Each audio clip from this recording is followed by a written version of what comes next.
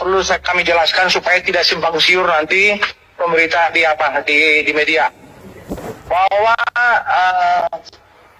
ketika klien kami ditangkap, sebelum kami ditunjuk sebagai kuasa hukum oleh orang tua daripada almarhum namanya Rudiana, waktu itu dia bertugas di Sat Narkoba Polres Kota Cirebon, itu tidak diserahkan ke unit reskrim, tetapi dibawa ke kantornya dia, ke ruangannya dia di unit narkoba.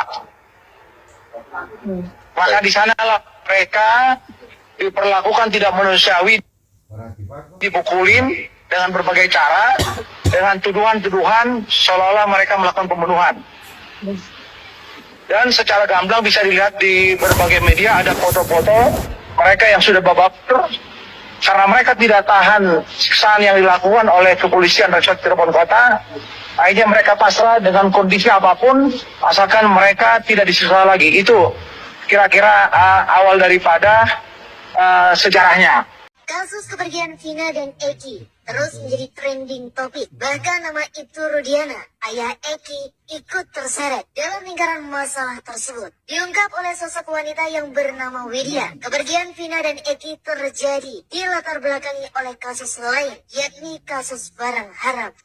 Mudah-mudahan si gendut itu ya, seorang oknum polisi itu ya bisa membuka suara. Jangan kerjasama dengan Ibtu Rudiana. Saya harap semoga oknum polisi tersebut bisa membuka kejujuran. Jangan melindungi walaupun keponakan atau masih saudaranya, ya kan? Banyak hal yang janggal ketika ditanya wartawan, ya kan? Seperti itu kan? Kasus ini makin mencuat, tapi kok Kapolri juga nggak unjuk taring tentang penanganan ini yang serius, dan perintah Bapak Jokowi untuk Kapolri juga nggak kenceng, ya kan? Ada apa sebenarnya gitu, ya? Termasuk presiden kita jadi kendor. Pengacara yang kemarin benar-benar katanya mau lapor jangan menghalangi itu, tapi kok sekarang kendor. Tadinya garang, kok sekarang kendor gitu. Ada apa ini semua? Ya, lama-lama kasus yang namanya korupsi tenggelam ini juga nggak selesai gitu. Ya cobalah Bapak Kapolri ya unjuk taring ya, injek gas nih ya. Malah ada yang mengganti nama, ya kan? Nah, apa kabar tuh keponakan kita yang masih di Taruna? Ya begitu.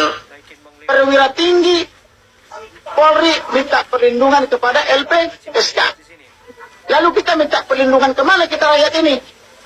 Sedangkan Polri saja udah ketakutan sampai minta perlindungan kepada LPSK. Lalu rakyat minta perlindungan kemana? Maka saya tidak berlebihan kalau saya bilang kita minta perlindungan kepada Angkatan Darat, Angkatan Laut, dan Angkatan Udara.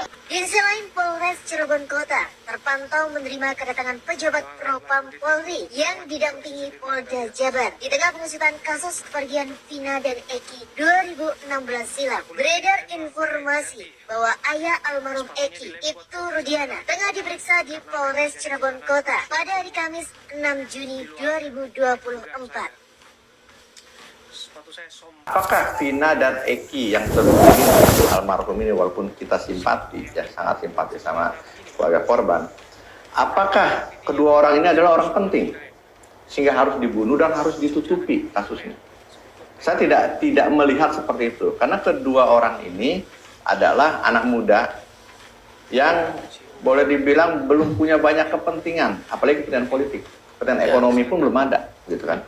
Jadi untuk apa ditutupi? Harusnya dibuka semua ini, dan harusnya terbuka. Ini masalahnya hanya saya melihat ya bahwa kepolisian kurang cermat menangani kasus ini. Apakah ini dianggap kasus sepele sehingga ya asal aja lah gitu kan, sehingga mungkin juga Kapolres ketika itu nggak begitu perhatian terhadap kasus ini, dianggap ini bisa diselesaikan oleh anak buahnya, karena bukan tidak menyangkut orang besar di sini. Nah, ini yang saya lihat, menurut pandangan saya, kepolisian lengah. sekecil apapun kasus ini, siapapun korbannya harusnya diperhatikan dengan baik, apalagi sampai kehilangan nyawa. Dari peristiwa yang ada, saya melihat asal mulanya adalah dari ke-8 yang sudah ditahan dan ada 3 orang yang katanya melarikan buron gitu. Nah, orang-orang ini bukan orang-orang besar juga, ya anak-anak muda aja. Dan apalagi salah satunya ketika itu masih di bawah usia, di bawah umur. Saya melihat ini kan persoalannya hanya geng motor. Kenapa bisa terjadi seperti ini? Geng motor sebagaimana kita tahu, selama ini memang sangat meresahkan.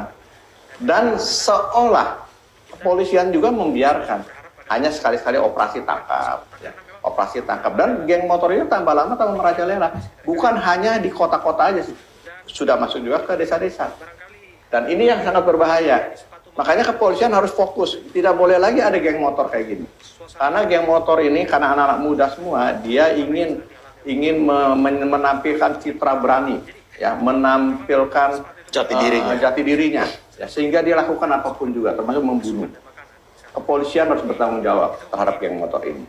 Saya malah lebih ekstrem lagi. Saya berharap kepolisian ini fungsinya hanya di penyelidikan dan Kamtibmas. Jangan lagi lah ke penyidikan. Penyidikan biar serahkan kepada jaksa, ya, yang memang fokus untuk melakukan penyidikan.